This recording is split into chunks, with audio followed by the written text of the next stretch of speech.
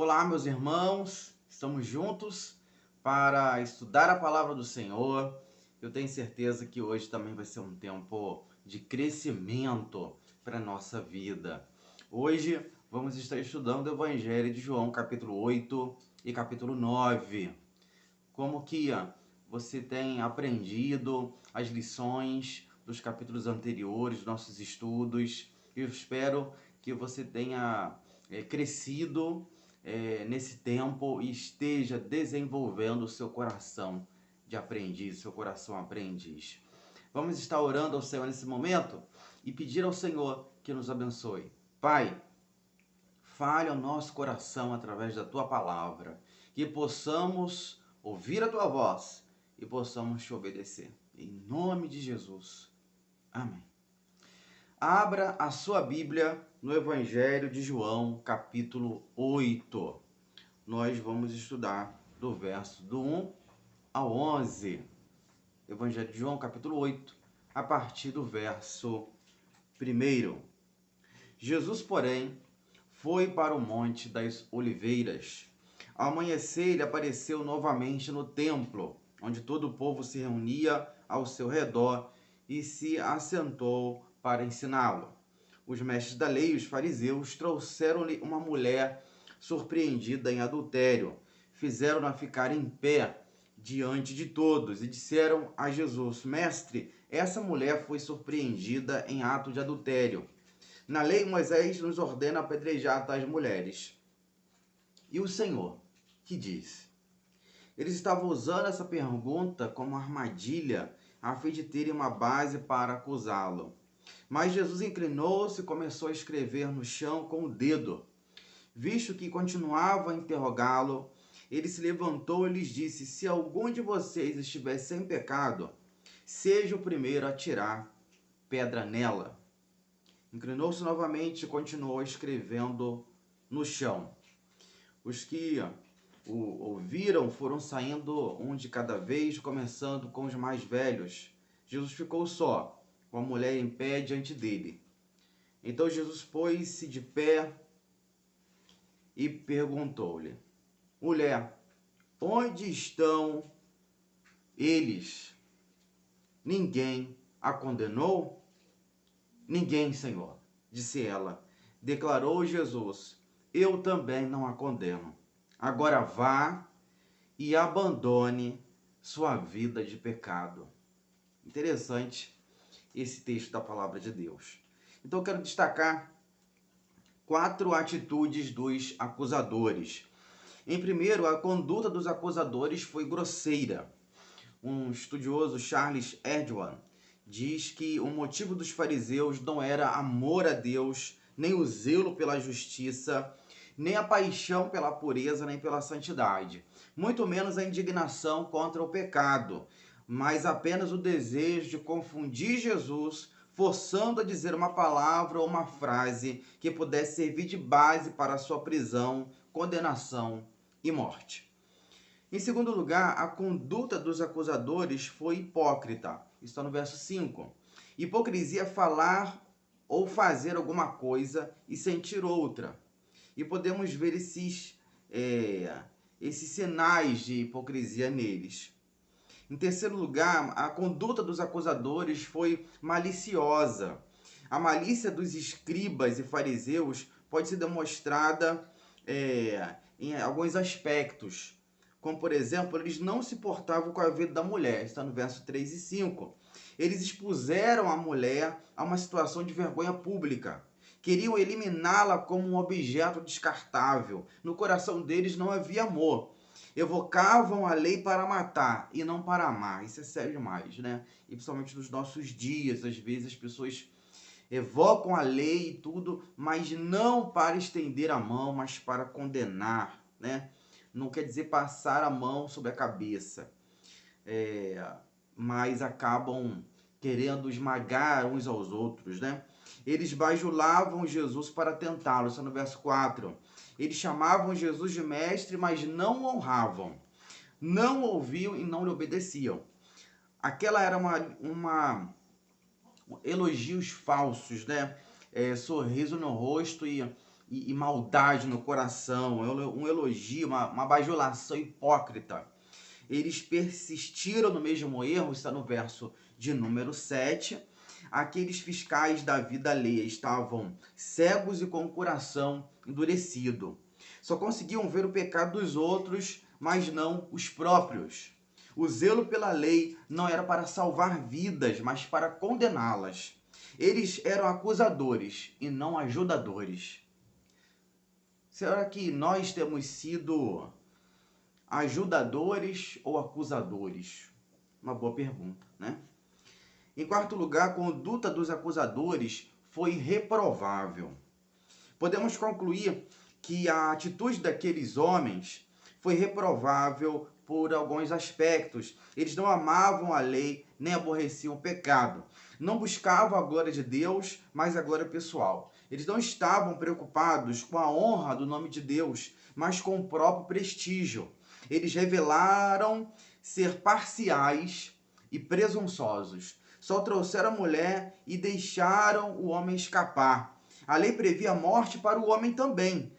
Acusaram o mais fraco. Revelaram parcialidade e preconceito. Eram os dois que deveriam estar lá, e não apenas a mulher. Interessante isso também, né?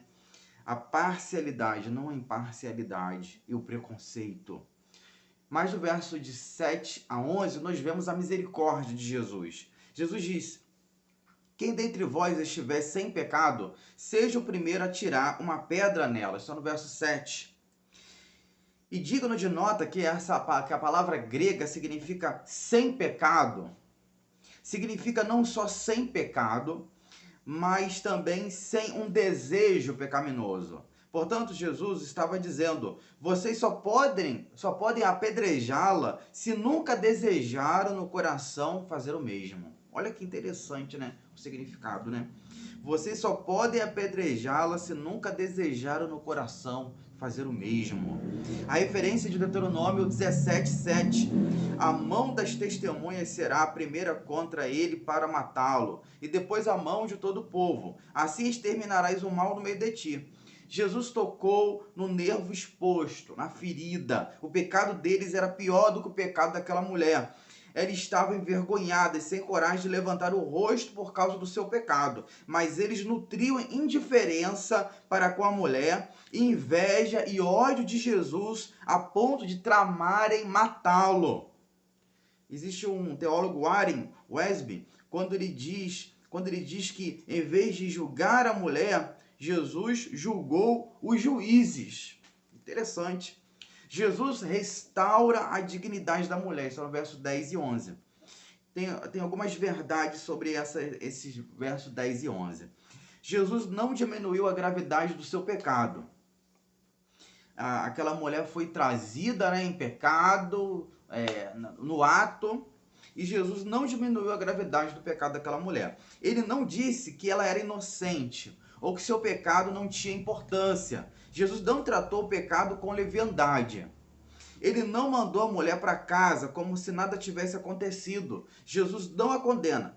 Somente Jesus tinha condições morais de condenar aquela mulher, mas escolheu dar a ela uma oportunidade de se arrepender. Jesus a encorajou e disse a ela: vai, volta à vida.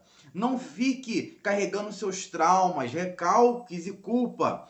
Ela vai livre, perdoada, restaurada e com dignidade. Jesus a exortou a não voltar ao pecado, A natureza do verdadeiro arrependimento não é o arrependimento e novamente o arrependimento, mas o arrependimento e frutos dignos do arrependimento. O arrependimento é mais do que um sentimento, é a firme atitude de abandonar o pecado. O perdão de Cristo em sua graça não é uma desculpa para pecar, nada de reincidência. Jesus aborrece o pecado. Ele está abrindo uma avenida de obediência para ela. A lição é essa: os mais santos são os mais misericordiosos. Será que temos visto isso? Os mais consagrados, aqueles que buscam viver realmente, ou que se dizem viver no altar de Deus, será que esses têm sido os mais misericordiosos ou os mais juízes, que têm se colocado como juízes, que têm declarado culpa e condenação na vida de outras pessoas. Pense nisso. Em qual lado você está? Realmente temos sido espirituais, santos, no sentido de consagrados, de separados diante do Senhor, para o Senhor? É um tempo de reflexão. E agora, Evangelho de João, capítulo 9, verso de 1 a 7. Ao passar, Jesus viu um cego de nascença. Seus discípulos lhe perguntaram: Mestre, quem pecou, esse homem ou seus pais, para que ele nascesse cego? Disse Jesus: nem ele, nem seus pais pecaram, mas isso aconteceu para que toda a obra de Deus se manifestasse nele. Enquanto é dia, precisamos realizar a obra daquele que me enviou. A noite se aproxima quando ninguém pode trabalhar. Enquanto estou no mundo, sou a luz do mundo. Tendo dito isso, ele cuspiu no chão, misturou terra com saliva e aplicou aos olhos do homem. Então lhe disse: vá lavar-se no tanque de Siloé, que significa enviado. O homem foi, lavou-se e voltou vendo. Glória a Deus por isso, né? Então tem alguns fatos, 5 fatos que nos chamam a atenção nesse milagre operado por Jesus. Em primeiro lugar, uma pergunta perturbadora no verso 2. Ao verem o homem cego, os discípulos sacaram uma questão: Rabi, quem pecou para que ele nascesse cego? Ele ou seus pais? Em vez de buscar uma solução para o problema alheio, eles queriam especular sobre o mais intrincado problema filosófico, né? A origem do mal. Tem um teólogo, William Hendrick, diz que os judeus relacionavam cada infidelidade a um pecado particular. Dessa forma, os amigos de Jó relacionaram suas aflições a seus supostos pecados de crueldade em relação às viúvas e aos órfãos. Isso está lá em Jó capítulo 4, 7, capítulo 8, 20, capítulo 11, verso 6 e capítulo 22, verso de 5 a 10. E no tempo de Jesus, esse tipo de raciocínio ainda prevalecia. Isso também está lá em Lucas capítulo 13, verso de 2 a 5. Obviamente, Jesus não aprovava essa ênfase exagerada. Em segundo lugar, uma resposta esclarecedora. No verso 3, Jesus responde que nem o homem pecou, nem seus pais, mas ele nasceu cego para que se manifestassem as obras de Deus. Jesus estava dizendo que o sofrimento alheio não deveria ser alvo de especulação, mas sim de uma ação misericordiosa, principalmente dos homens. Em terceiro lugar, uma ordem urgente, verso 4. Jesus confirma a sua declaração, dizendo que as obras do Pai devem ser manifestas com presteza e urgência, pois haverá um tempo, quando a noite chegar, que não será mais possível trabalhar. Em quarto lugar, uma declaração magnífica. São 4 lições. E no verso número 5. Antes de abrir os olhos ao cego, Jesus reafirmou a seus discípulos o que havia dito aos judeus: eu sou a luz do mundo. Eu sou a luz do mundo. Isso está no capítulo 8, verso 12, e no capítulo 9, verso 5. E em quinto lugar, um milagre inédito, no verso 6 e 7. Esse milagre é inédito na história. Não havia ainda nenhum registro de que um cego de nascença tivesse sido curado. Capítulo 9, verso 32. Tem um teólogo que o nome dele é Larry Richards. Diz que Jesus concedeu visão a um homem que nascera cego. Não foi a restauração de visão perdida. Foi um ato de criação. Criar algo que não existia. Forte isso, né? Cada cura de Jesus tinha um procedimento diferente. Ele nunca tratou as pessoas como massa.